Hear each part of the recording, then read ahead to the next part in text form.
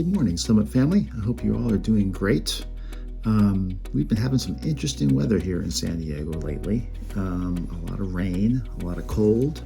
But then we've also had a few days where it's just been really beautiful. Like yesterday was a fabulous, gorgeous, sunny day.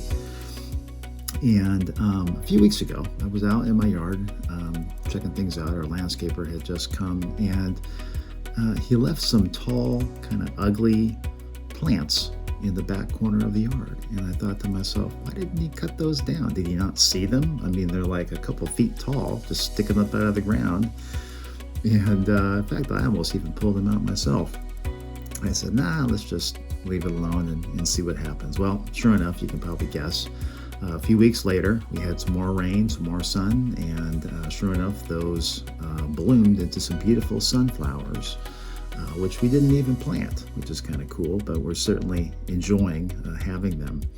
And maybe you, like me, have been driving around San Diego and you've seen a field off to the side of even the highway or whatnot that used to be just green, looking like weeds, and now it's full of color as all the flowers have bloomed.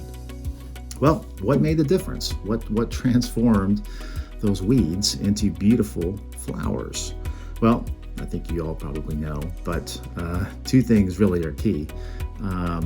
First, rain. We've had more rain than we normally have, and the flowers and plants are loving it. And the second thing is that spring is coming. It'll officially be here in a couple weeks. And really, without both of those things, without a good amount of rain and without the season change of spring coming, then those plants would still just be looking like weeds. Or perhaps even worse, without a lot of rain, they'd be dead and being a fire hazard in the summertime.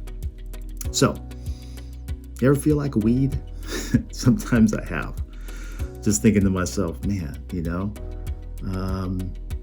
thinking of someone going to come along and pull you up, or just wondering when your time is going to come to blossom. Kind of ask yourself, God, where are you? What are you doing? Why am I here? What's happening?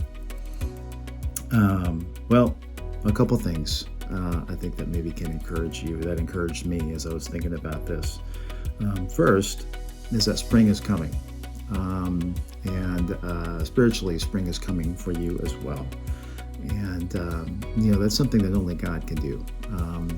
You can't make spring come faster. Sometimes there are longer winters, but spring will come eventually. It will come. It always comes, and it will come for you too.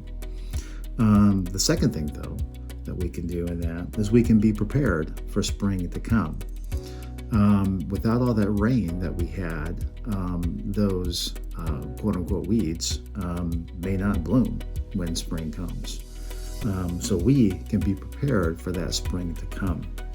We can be watering ourselves in the Word and in worship, in prayer and gathering together and really just being alert to what God is doing and what He's saying.